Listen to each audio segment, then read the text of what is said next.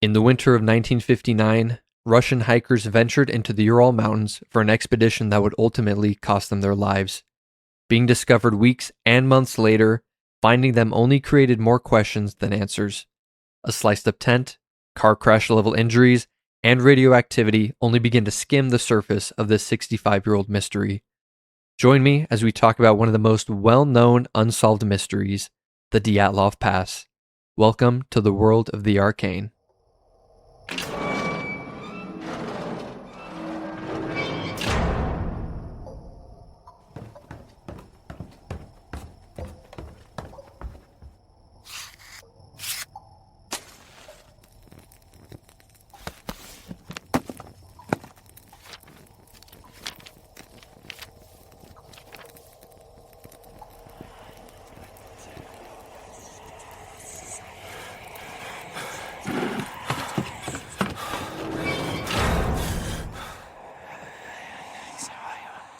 Hello and welcome everyone to the Arcane Archives podcast. Thank you all for taking time out of your day to listen.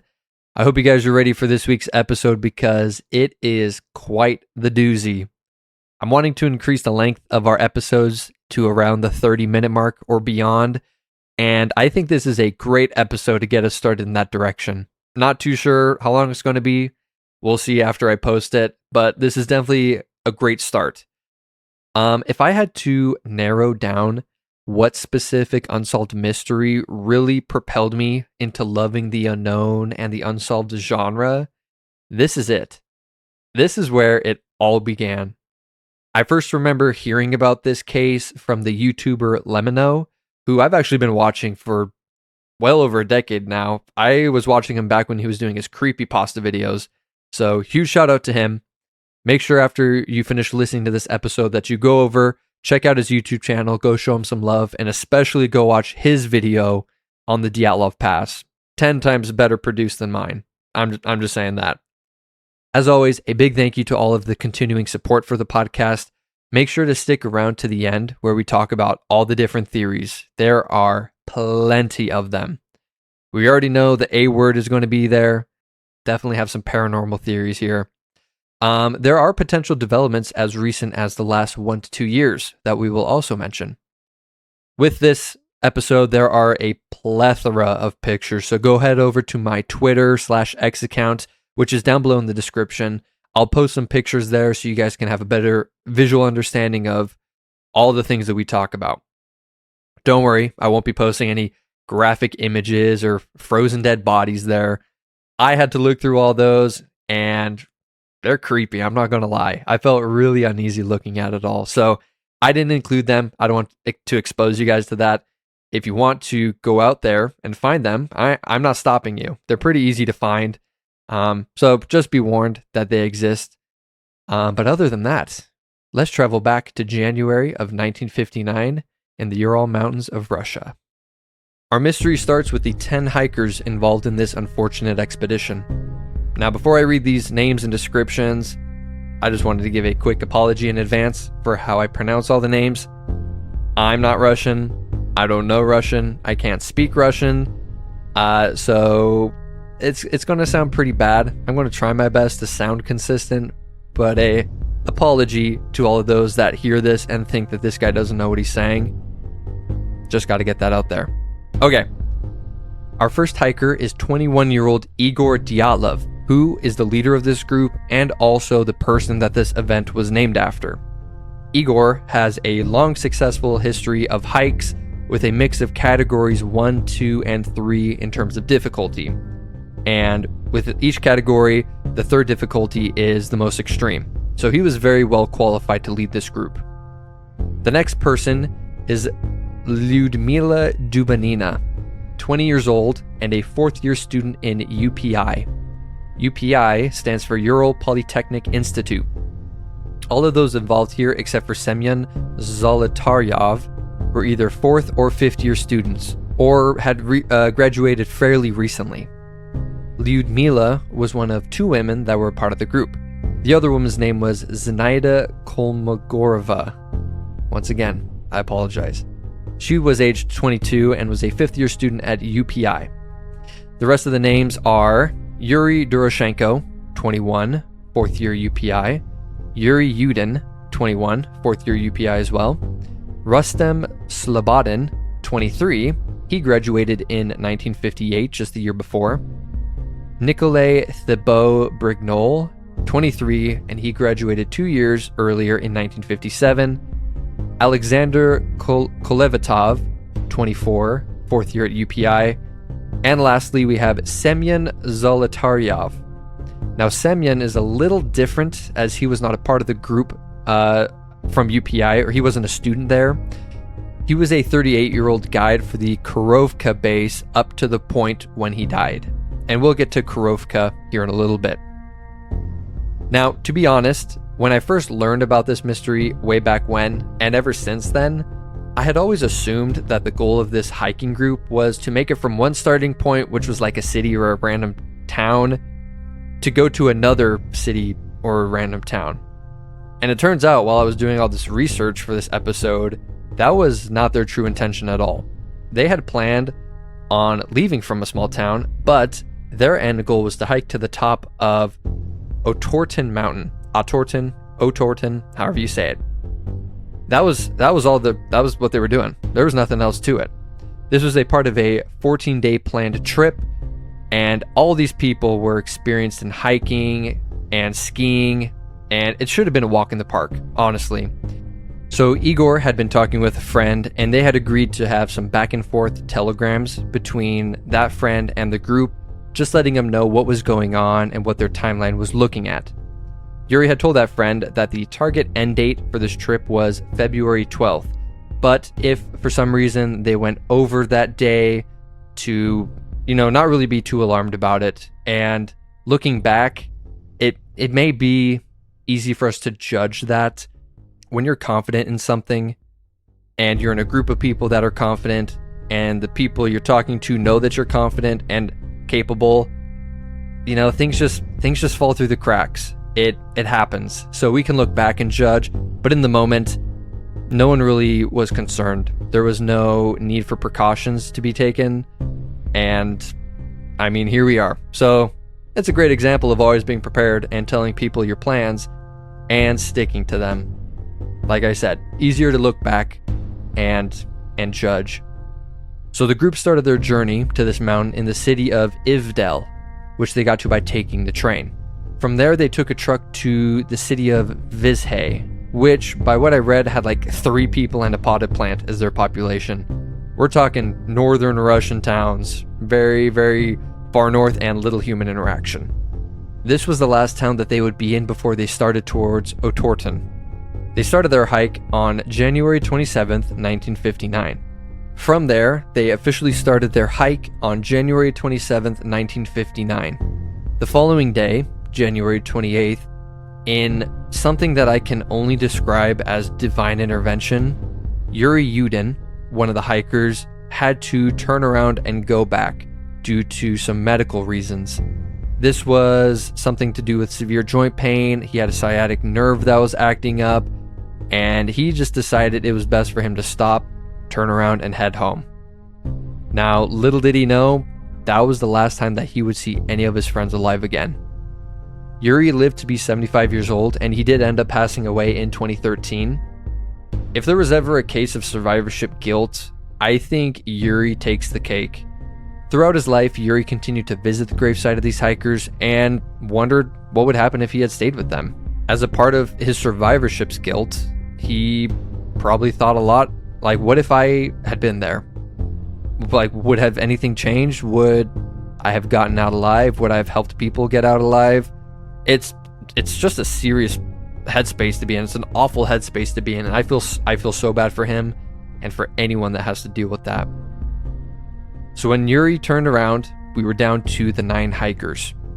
Keep in mind again that these people were experienced. They were hikers, they were skiers, they knew what they were doing, and they didn't seem like they were having any problems or they were nervous about this route that they had chosen. The selected route was considered a Category 3, which is the most difficult category, something I mentioned earlier.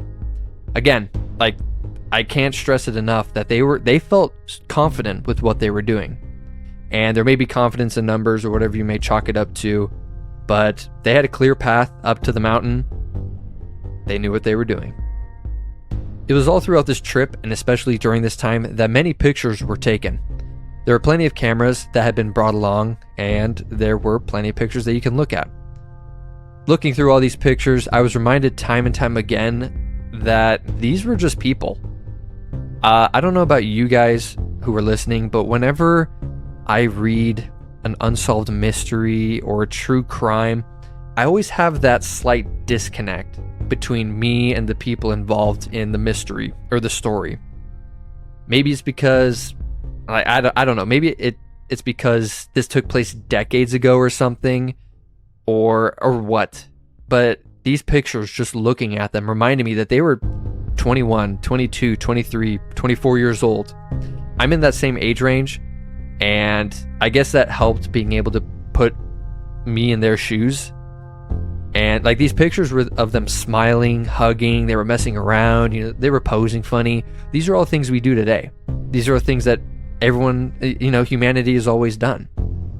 The only difference is, I feel, since we knew what was about to happen to these people, to the people in the pictures, you kind of look at it differently. So again, I encourage all of you to go look at my Twitter/X account to just see all these pictures. It really will help you feel the gravity of this case. Another thing that was happening all throughout the journey was journal entries. Just like cameras, there were a few people that kept journals. There was a group journal record kept by Igor, the group leader, and there are a couple passages that I'm going to read for you. So, here's the first one. Oh, remember that this is a translation from Russian to English, so if it feels a little choppy, that's why. Okay, so January 28th, journal entry. We were awakened by the rumbling voices of Yurka Kree and Sasha Kolevatov. Weather so far is smiling at us. It's only -8 degrees Celsius outside. After breakfast, some of the guys led by Yuri Yudin, our well-known geologist, went to look for local minerals. They didn't find anything except pyrite and quartz veins in the rock. Took them long time to wax their skis and adjust the mounting. Yuri Yudin goes back home today. It is a pity, of course, that he leaves us, especially for me and Zina, but nothing can be done about it. Started at 11:45, we go up the river Lazva. We take turns to head the group for about 10 minutes. Snow cover is significantly less than last year. We have to stop and scrape the wet, melting snow from the bottom of the skis. Yurka Kree is behind the makes topos of the route. The bank of the river near 2nd North are limestone cliffs that rise high at places. Overall, the terrain becomes flatter, entirely covered by forest. We stop to rest at 5:30 p.m. on River Lazva. Today we spend our first night in the tent. The guys are busy with the stove, sewing curtains out of sheets. With something completed and others not, we sit at dinner. After dinner, we sit for a long time around the campfire and sing heartfelt songs. Zina even tries to learn to play mandolin under guidance of our musician Rustic. Then we resume our discussions, mostly about love. Someone comes up with an idea that we need a special notebook for ideas that we might come up with. After a good long talk, we started going into the tent, 2 people at a time. The suspended stove radiates heat and divides the tent in 2 sections. The further section is occupied by me and Zina. Nobody wants to sleep by the stove. We agree that Yurka Kree will sleep there. On the other side sleeps the person on duty. Yurka couldn't stand the heat, and after laying down for 1 to 2 minutes, he got up and moved to the second section, cursing and accusing us of treason.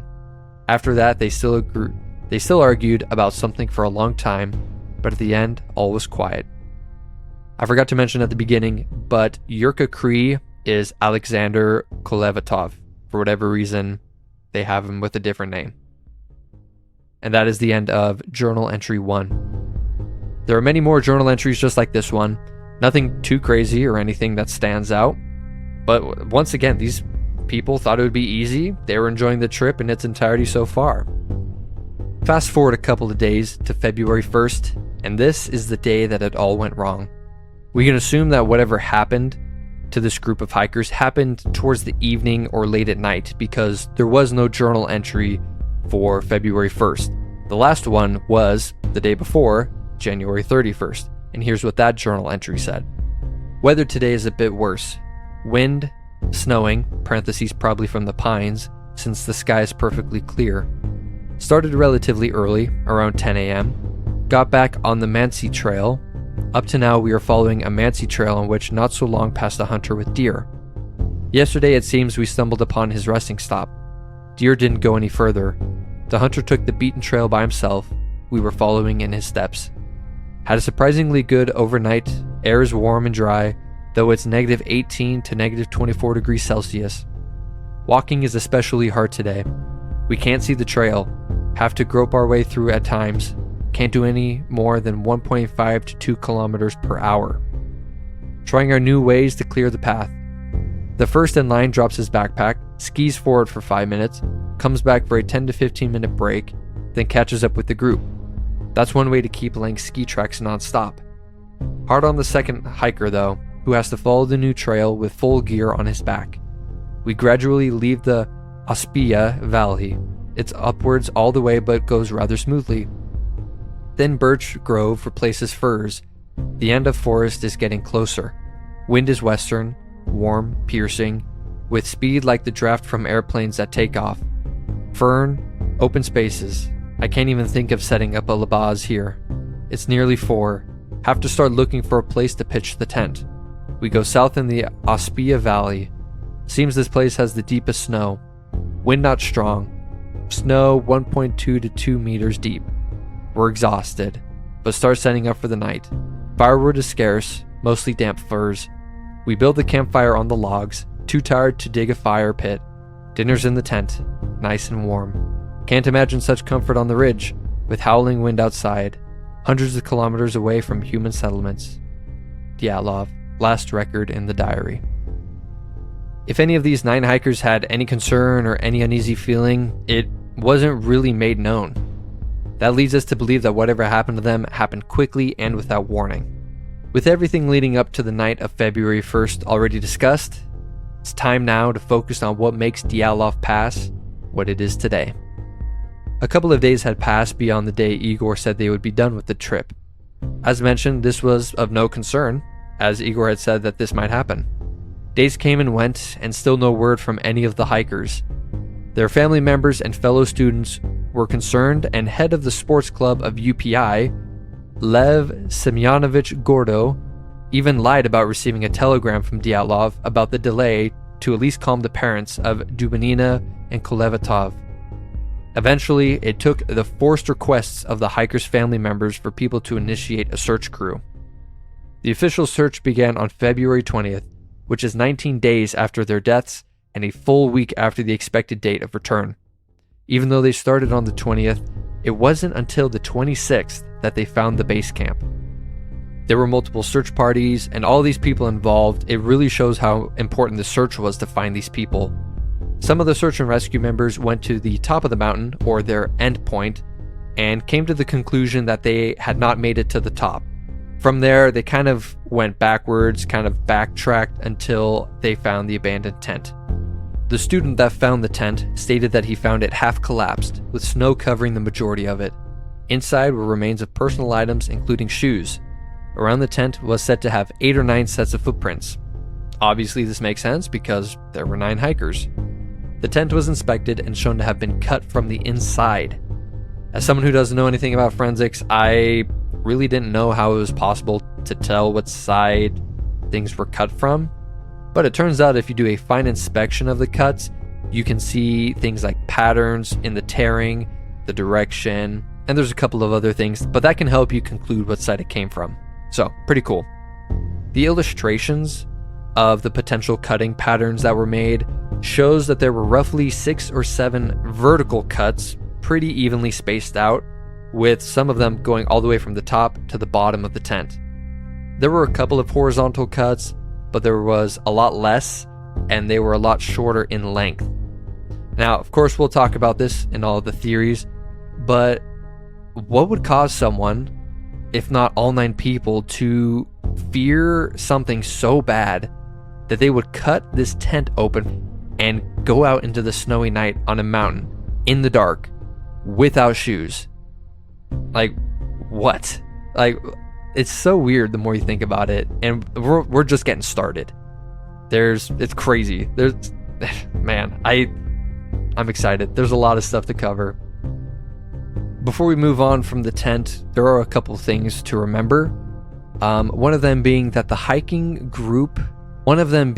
people looking for the hiking group didn't expect to find them dead. So because of that, a lot of things weren't recorded or handled properly.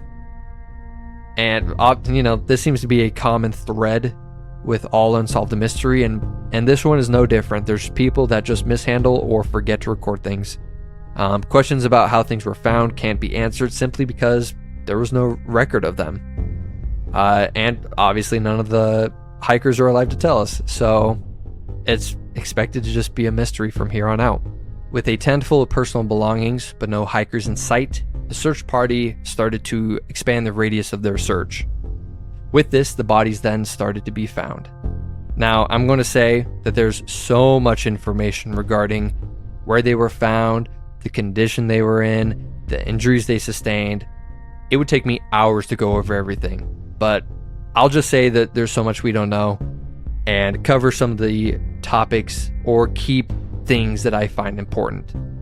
The bodies were essentially grouped into 3 different areas. We'll call those areas the cedar, the den, and the returners. Let's start with the cedar. The cedar tree is where the bodies of Yuri Doroshenko and Yuri Krivonishenko were found. The cedar tree was the farthest area away from the original tent site, about 1.5 kilometers away from the tent. Both were dressed in different ways, with Yuri Krivonishenko not wearing any shoes. They were found side by side, with one facing up and the other facing down. Next to them was a small attempt for a fire. There were cut pieces of wood, assuming to be for the fire, and broken branches of the cedar tree. The breaks went up to about 5 feet, and it's believed that one of them went up looking for either the tent or for any of the other members. The autopsies of these bodies show burns to Yuri Doroshenko and other bizarre injuries. He did not have any consistent signs of rigor mortis on his back than the positions that he was in. This shows that the blood pooled onto his back, but then he was moved. So it could have been from Yuri, or it could have been from something else entirely. Again, a lot of questions. Krivonishenko had similar injuries consistent with hypothermia, with a mix of physical injuries like bruising and abrasions. In a different direction from the cedar tree is our second group, called the returners.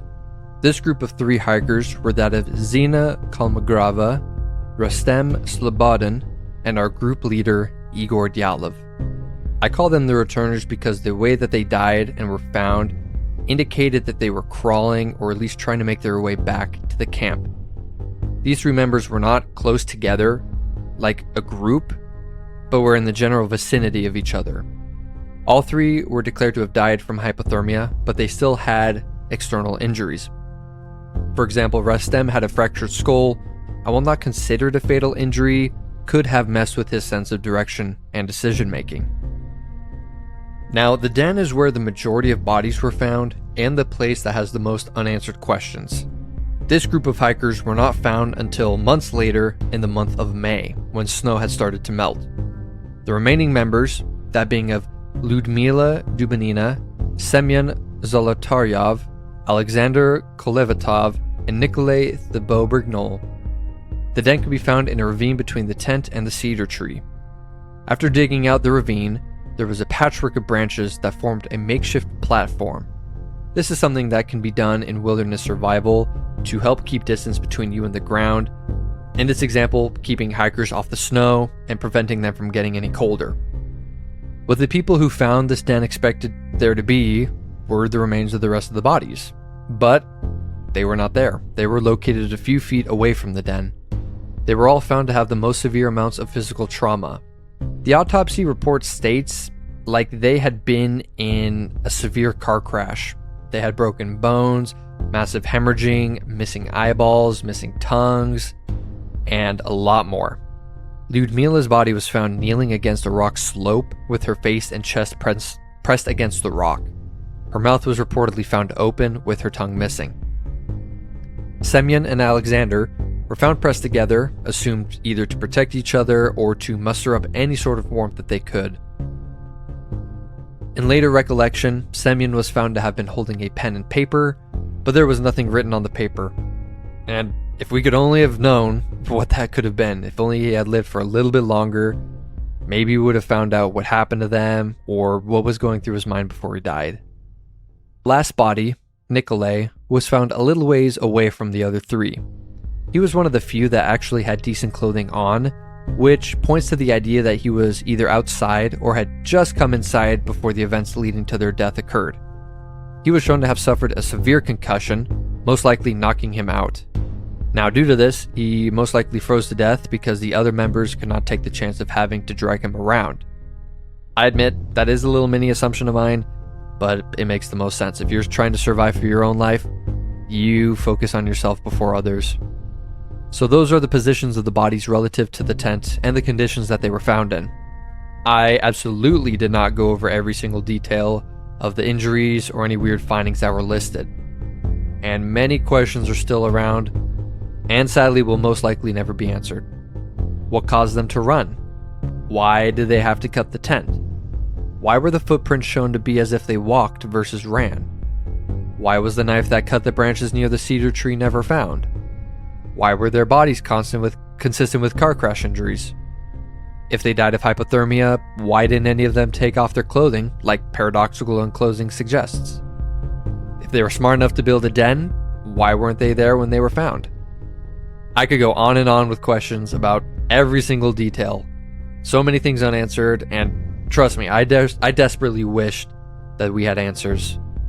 Ultimately, all the bodies were found, autopsies were done, and the final statement given as to how they died was, quote, an unknown compelling force. An answer that gives us nothing, but leaves us asking more. Obviously, there are plenty of theories to go around on what happened to our group of 9 hikers on February 1st. Some have been discredited, but some theories still have potential. There are a few theories that I quickly would like to dispel, the first one being that a group of people came and attacked them. This one is hard to prove because some of the injuries sustained, especially those found in the ravine or the den, are not possible to inflict to another person without causing damage to the outer layers of the body. The injuries sustained to those hikers were more internal, and with that, no property was stolen, which naturally calls that theory into question. Another sinister theory is that the KGB went out and killed these hikers. Some suggest they stumbled upon something that they weren't supposed to and were killed because of it. Now, we know that the KGB and what they've done, that there's no defending them, and killing a group of hikers doesn't seem out of the question. How this equals the sliced tent, calm footsteps, campfire, these are big questions. If you were being hunted down by the government, wouldn't you keep running instead of setting up a campfire? Yes. At least I would. Maybe they were killed and then staged to look like they made a makeshift fire. But these are a lot of what ifs and what if that. And I'm not saying it's impossible, but when you start throwing in a bunch of hypotheticals like that, the theories start to dissolve. One theory, and one that I had actually never heard before, was that Semyon Zolotaryov went crazy due to anger at Igor and deliberately caused their deaths. There are records that Semyon and Igor did not like each other. Semyon, being the oldest in the group, 38 years old, and having served in World War II, did not like how Igor used his role as leader. Arguments were exchanged during this trip, and it could have all come to a point that crucial night. Semyon could have slashed the tent, which in turn caused everyone to leave quickly enough where they didn't have shoes and proper clothing, but calmly enough to where they didn't feel like running. That makes a decent amount of sense, but why this resulted in everyone leaving in different directions, creating a fire, dying in a ravine, and whatnot throws this theory for a loop. Why wouldn't they all group up together and stay close by? If Semyon was a threat, we have 8 people, couldn't they just take him on? His body was found with the others down in the ravine, huddled together, which is a huge hole in the theory. So, once again, there's truths to these theories, but there's no answer for every mystery within this case. It's so frustrating. Another reasonable theory is that wild animals such as wolves or bears came into the camp. Now, if a bear or bears were unable to find enough food to hibernate and were desperate, a group of hikers would be an easy target. Again, it makes a lot of sense. However, why were the footprints shown to be walking instead of running? If you knew a bear was nearby, would you stop and build a fire? Probably not. Just with every theory, there seems to be that one question or that one thing that disassembles it almost immediately. Now, our good friend the Yeti is of course a theory that gets added to the list. Just like a bear, it could attack our group and could have given some of the hikers those car crash-like injuries. Again, why would you stop and build a fire if a literal Yeti is chasing you? Doesn't make sense. Next, the A word is finally being on the list here. Of course, we're talking aliens. I mean, when aliens or the paranormal are involved, anything could happen. They could have caused the injuries themselves, or caused something to hurt them, or confuse them. I don't know. We're talking about aliens here. I don't really know what they could do to us. Just like every other case involving aliens, there simply is no proof. The only proof that I can kind of give them is that there were sightings of strange lights and other UFOs in the area. So, nothing really there. We'll throw that all into the alien category though. One of the theories that I've actually heard since the beginning of this case, from hearing this case, was that of the stove. Inside the tent was a stove that was used to both cook food and to heat the tent. There's a picture of Igor posing in a burnt jacket some days before their deaths. Maybe the stove got out of control. It filled the tent with smoke and confusion. This caused them to cut the tent to vent out the smoke and potentially escape if needed. Once they were out, they realized it wasn't that much of a threat and they walked calmly through the snow. Once again, like clockwork, why didn't they just walk far enough away to not get hurt from the fire? Why didn't they just stay close? And simple questions like that. What caused these people to not only exit the tent, but to go upwards of 2 kilometers away to make your own fire with no shoes or minimal clothing on in the dead of night? These questions I keep asking they're annoying. I get it, but they're important to ask because every theory that is here has some sort of giant hole, and there's no answer that can fill it. I could go on with so many more theories about things such as mushrooms, gravitational shifts, but there is one that I would like to end on before giving my own thoughts. Our final theory, and that of the most realistic, is that of an avalanche. Now, the avalanche theory was only a theory up until 2020. Head of the Urals Federal District came out and actually declared that an avalanche was the official cause of death for the 9 hikers. Just because they come out and officially say something doesn't mean it happened. It very well could have been an avalanche, but, there's no way of saying for certain. We know the power behind an avalanche, which could have easily led to all the injuries found on the bodies. However, there are still a lot of consistencies with this answer. There were no signs of an avalanche when the bodies were found. Later expeditions claimed that potentials for avalanches were extremely small in this area. If there was an avalanche and the need to cut the tent and escape immediately were so dire, then how come the footsteps outside appeared so calm? Why were there footsteps found by the search team if there was an avalanche? Wouldn't they have been covered up? Igor and a couple of others were also experts in skiing too, and they would have known the position they were in and if the mountainside was prone to avalanches, which they camped there, so they knew that there weren't any chances of avalanches happening. The group also reported that there wasn't much snow, only a thin layer, and that the slope was not steep at all. So, again, a lot of holes in this answer, even though it's quote-unquote the official answer for what happened. There were some pieces of clothing that were found to have higher levels of radiation than normal. I don't feel the need to talk too much in detail about this because the levels of radioactivity on these pieces of clothes were not considered lethal or really worrisome. They were just more than the standard, or what was considered normal. The simple answer is that Kolevatov and Krivonishenko who the clothing belonged to, were both previously exposed to potential radioactive material, thus exposing their clothes. Again, nothing that would aid in their future demise, but it is something worth mentioning. Now, with my theory, I've had years and years to think about this case, and guess what happened to these people? After all those years and doing this research for this episode, I can't think of any answer that covers every single question around this case. What I think happened is that a small mix of everything was involved. I think the group was in the tent when either the stove became an issue, Semyon started his rage episode, or something happened that caused them to fear being inside the tent at that moment. They cut themselves out and quickly realized that they didn't need to run, hence the soft footprints. However, after all being outside, something must have happened that caused them to flee instead of returning. Could have been the same thing, could have been a second outside event that just so happened to occur right after the first one. That's the part I'm hung up on, because it could have been an avalanche, but at the same time there was no sign of one. Could have been an animal, but there's no sign of one. Something compelled them to continue walking/running away from the tent. Keep in mind that this is the dead of night, so it is not easy to see.